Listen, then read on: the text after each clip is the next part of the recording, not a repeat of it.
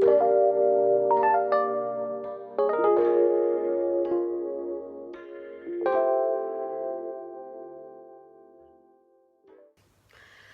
everyone, my name is Lydia Basinger, and I am a graduate student at the James Madison University, taking the LTLE 560 Introduction to Educational Technology course in the fall of 2019. Today, I will be discussing with you my literature review, the ethical issues surrounding MOOCs. In this video, I will briefly summarize my paper, paying special attention to the abstract, introduction, methods, results, discussion, and the conclusion. MOOCs, also known as Massive Open Online Courses, were created with the intention of reaching the underserved populations around the globe, creating equitable opportunities for underserved individuals to receive high-quality education. The purpose of this paper and video is to examine whether or not MOOCs have met their intended goal. Therefore, this researcher examined who is taking MOOCs, what do they have in common, and whether the effects of one's standing in Maslow's hierarchy of needs affects one's ability to learn. When we refer to Maslow's hierarchy of needs, we are referring to the needs of the individual, such as basic needs, shelter, food, water, sleep. Safety needs, personal security, employment, health. Relational needs, friendship, intimacy, family, and a sense of connection. Esteem, respect, self-esteem, status, recognition, and freedom. And self-actualization, the desire to become the most one can be.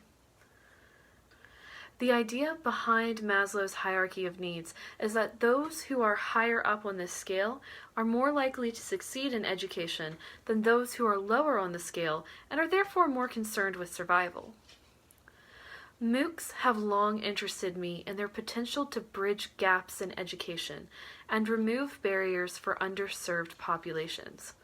I admire the idea and philosophy behind MOOCs, which is to create free, high-quality learning for all. However, I'm also critical of this idea and its promises, as I do not believe they are fully grounded in reality. As such, it is important to critically examine how well MOOCs have lived up to their ideals by identifying the users of MOOCs, what the majority have in common, and identifying the systemic barriers facing the original targeted demographic, the underserved populations around the globe. In order to properly identify who was taking MOOCs, what the majority had in common, and the barriers preventing underserved populations from utilizing MOOCs are, I had to select high-quality articles. Of the 26 articles reviewed, only 20 were chosen. Articles were selected from a variety of academic journals, including, but not limited to,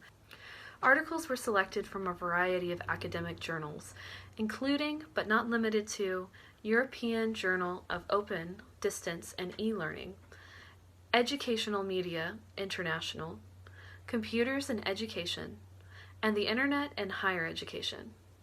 No articles past 2015 were selected unless they were found to be profoundly useful to the research. Using the Wiley Online Library, I searched for articles using the terms MOOCs, socioeconomic standing, demographics, and commonality. I received over 100 results and selected those I found to be the most useful to my research project.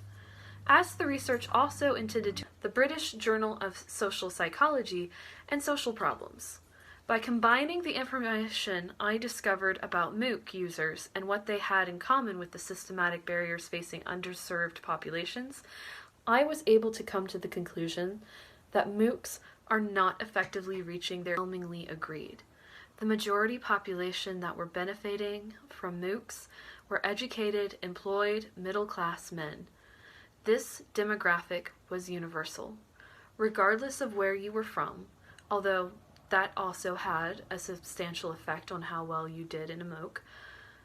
If the user were a middle-class, educated, and/or employed man, the greater their chance of success was in completing and excelling in the MOOC.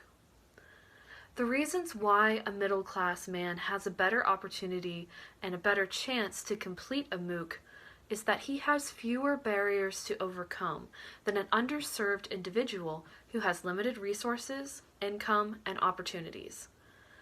Even though the material is made free to the public online, that does not mean that the underserved individual has the time, resources, or security to complete a MOOC course.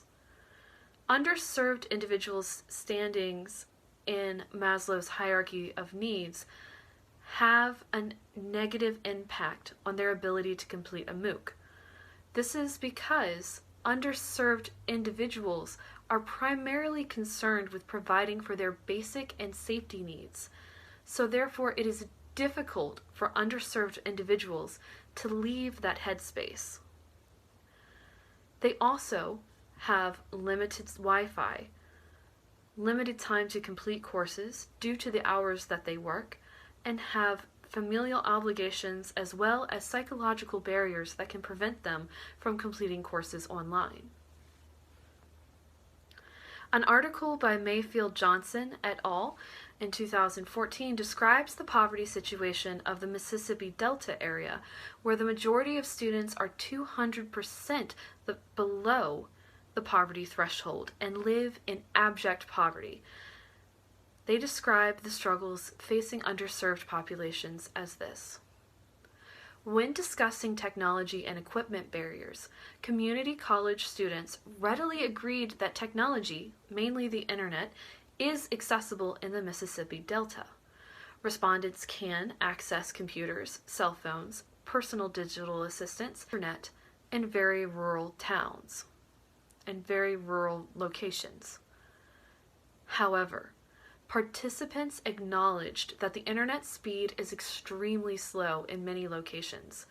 Dial-up is often used, and this can contribute to difficulties in data management and learning. Access to technology equipment, like computers, scanners, and video cameras, is available to the public, but often limited in the manner in which it may be accessed. While an individual may have access to a computer, it may be at the library where there are time limits and filters. This may not be conducive. While an individual may have access to a computer, it may be at the library where there are time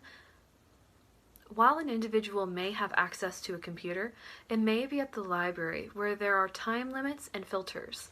This may not be conducive to distance education formats, where information needs to be downloaded and viewed, class assignments need to be researched, and timed exams are given. The middle-class man, however, has fewer barriers and typically takes MOOC courses to supplement skills needed for the workforce or to learn for the sake of learning. These are not necessarily bad things. It is good that people are receiving training to become better employees and better workers. Nevertheless, it is disappointing that MOOCs have failed to accomplish their noble goal of making high-quality education free to all. The results are clear. MOOCs are not reaching their original intended targets. The majority of MOOC users are educated employees in Maslow's hierarchy of needs, whereas the underserved population is of a lower level of Maslow's hierarchy of needs. These results can be disappointing and discouraging to visionary educators who hope to create more equitable learning for all. However, with the right mindset, these results can be seen as a challenge, where educators who hope to create equitable learning can learn from the failures of MOOCs and consider alternatives or blended learning strategies. Underserved populations may not have consistent access to the internet and may rely on public institutions to access the internet. Therefore, researchers ought to consider merging these two together. If MOOC users who are underserved need to go to the library to use the MOOC, perhaps MOOCs could partner with libraries to provide a free resource for MOOC students to study and to offer help.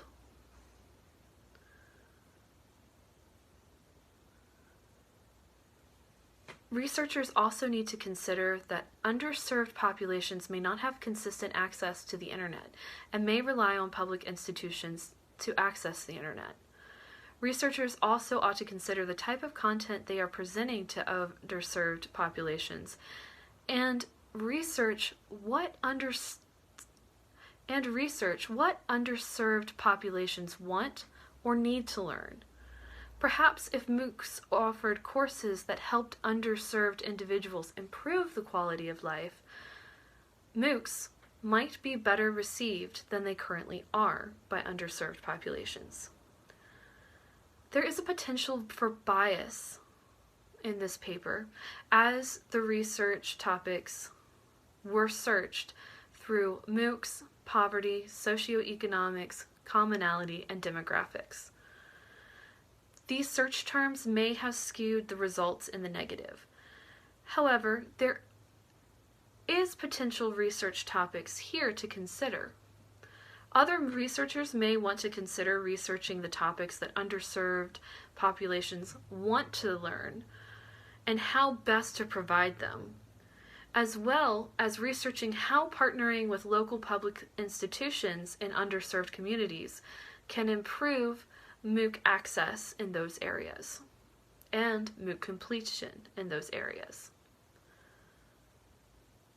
MOOCs still have great potential to cross barriers and help underserved individuals, but to do so, perhaps we ought to consider listening before we instruct. Thank you.